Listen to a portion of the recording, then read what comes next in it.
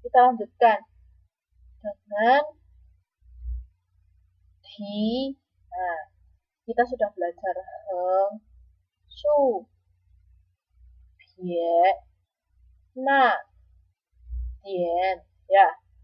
Kemudian ada di, goresan di, masih ingat ya? Yaitu memiliki arti mengangkat atau menenteng. Misalnya, teman-teman punya tas tenteng kan? Tas tenteng, tasnya itu ditenteng.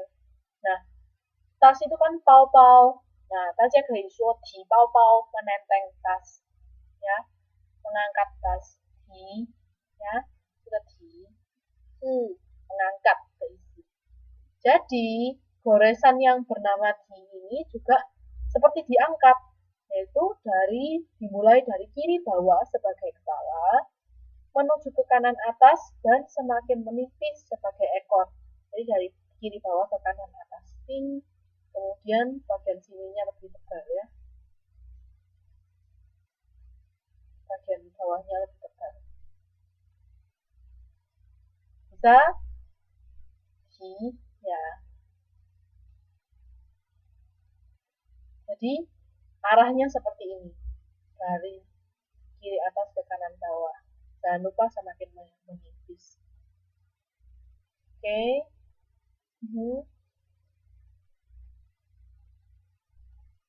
Nah, contoh penggunaan di adalah pada karakter Mandarin yang menggunakan puso. Ya. Teman-teman masih ingat nggak? Saya pernah menyebutkan tentang puso atau awalan dari karakter Mandarin. Ya, yang dinamakan puso atau radikal adalah bagian dari karakter Mandarin yang menunjukkan karakter tersebut berhubungan dengan apa.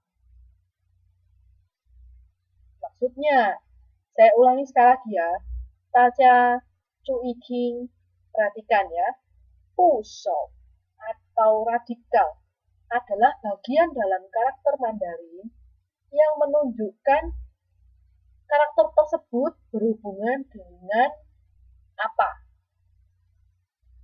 Contohnya, ketika dan yang penulisannya seperti ini, ya, yang saya sudah pernah menjelaskan tentang puso atau radikal adalah karakter ren ya, ren zitang. Seharusnya menulis ren orang manusia adalah seperti ini, 对不对？可是他当部首的话，kalau dia menjadi 部首， dia menjadi seperti ini. Ya. Dan dia gabungkan dengan huruf lain. Misalnya ni. Ya. Seperti ini kan tulisan ni. 对不对？大家知道你是怎么写吧？ Teman-teman tahu kan ini tulisan ni? Nah, ni itu artinya kamu. Betul kan? Ya. Ni artinya kamu. Dan kamu ini pasti berhubungan dengan orang dong. Kalau ngomong pasti sama orang dong. Kalau menyebut kamu pasti orang dong. Kecuali ngomong sama barang atau ngomong sama hewan peliharaan. Ya. Makanya karakter yang ada awalan ininya atau radikal ininya biasanya, saya bilang biasanya ya, bukan, saya tidak bisa bilang paten ya, biasanya berhubungan dengan orang. 好，上次我们学了人字旁 ya, karakter ren sebagai puso atau radikal. Nah, di sini karena kita belajar di, ya, kita akan belajar satu karakter radikal yang baru, yaitu 这个大家可能会大家可能会常常看这个字. Teman-teman pasti sering lihat huruf atau karakter yang ada gambar yang ada goresan ininya. Betul. Sering kan ya? Contohnya, hai, ya, he, jiang, ya. Karakter radikal ini dinamakan san dian shui.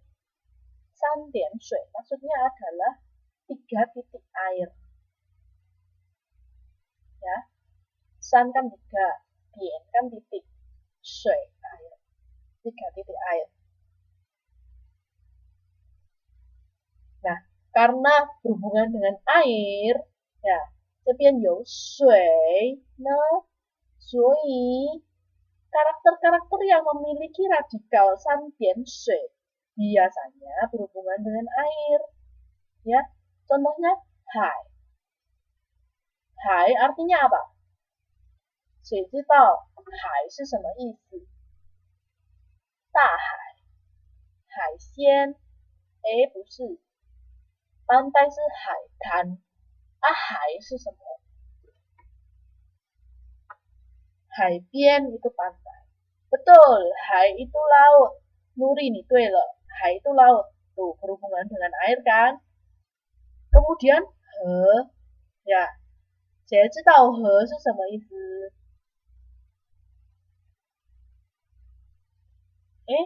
不是 minum ya. Minum tuh he. Ada satu. 这个是河。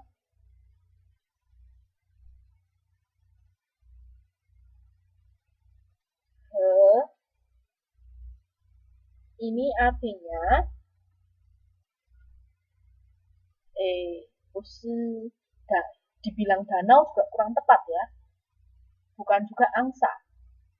He itu artinya sungai ya, bukan danau. He itu sungai. Jadi berhubungan dengan air juga kan? Betul. Ya. He itu berhubungan dengan air juga. Sungai, betul. Jiang ne? Jiang 的意思也是 sungai. Jiang juga berarti sungai. Jadi dia berhubungan dengan air juga. Ya. Nah, cara penulisan dari san dian shui ne? Perhatikan. Cara penulisan dari radikal san dian shui dari atas ke bawah yaitu harus ditulis dian 2 kali kemudian di. Jangan lupa fokus kita di sini adalah goresan di. Nah, jadi radikal san dian shui ini dimulai dari 2 dian dan 1 di. 所以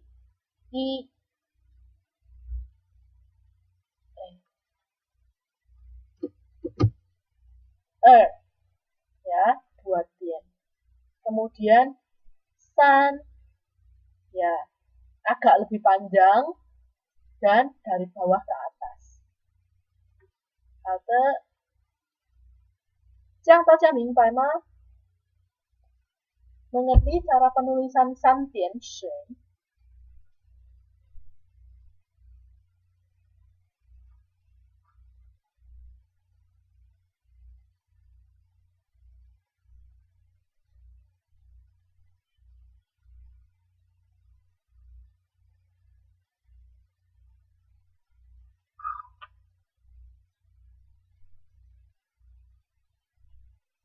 Itu goresan yang menghubungkan di. Itu artinya apa? Goresan yang menghubungkan di maksudnya apa? Ini. Sekarang.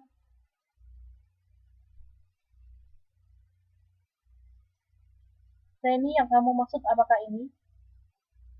Yang goresan ketiga. 大家我再给你们看. Saya perlihatkan sekali lagi bagaimana cara penulisannya. Teman-teman, bentuk penulisan san dian shui tidak perlu mirip seperti ini ya. Karena ini adalah goresan dalam huruf ketik. Dan huruf ketik itu biasanya diidentikan dengan goresan dengan menggunakan kuas.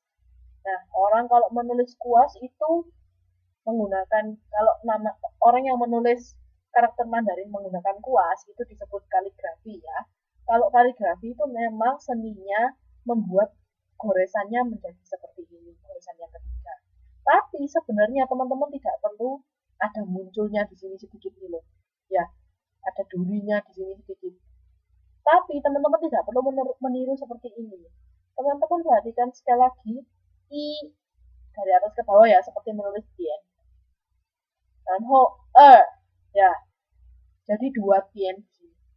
Nah, yang ketiga, teman-teman menulis di, bagaimana cara menulis di? Dari bawah kiri ke kanan atas, tentu. Dan atasnya harus lebih tipis daripada bawahnya. Kepala harus lebih tebal daripada ekor. 你这样明白吗？我这样解释你会明白吗？ Penjelasan seperti ini apakah sudah jelas?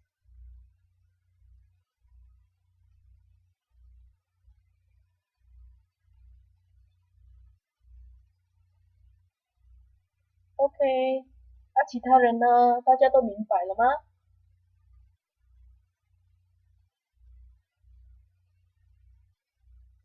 Untuk masalah pusau, atau radikal, 有没有问题？ Sampai sini apa yang saya jelaskan mengenai pusau 有没有问题？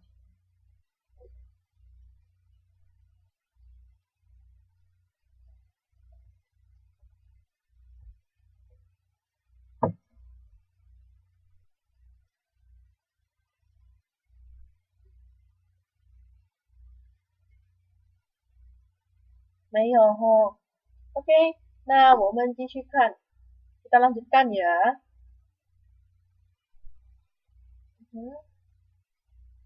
Nah, ini yuk kita belajar cara menulis tiang ya.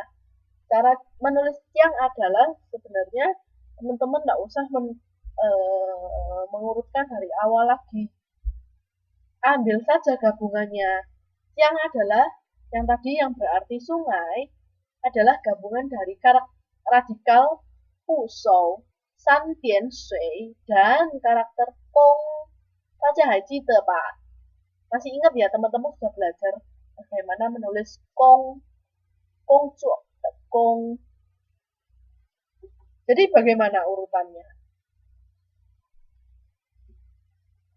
谁可以告诉我怎么写江？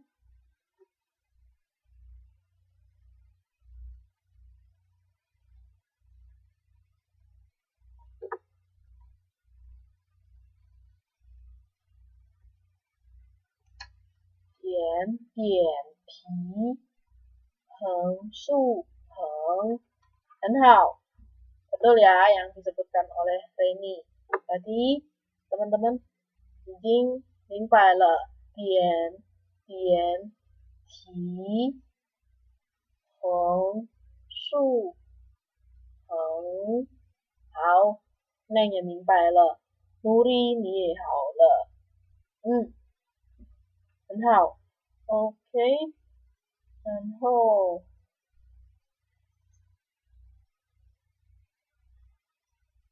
那我们继续看。Kita lanjutkan.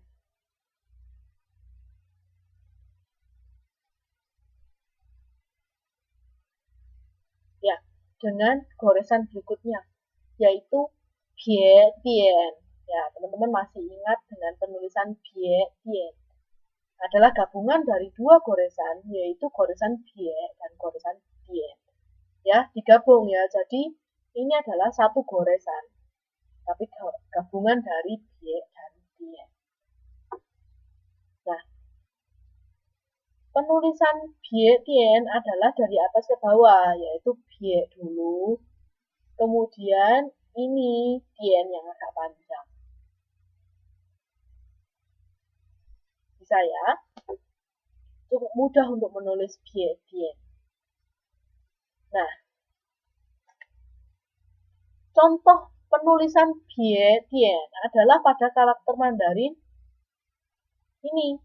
谁知道这个是什么字？ Huruf apakah ini?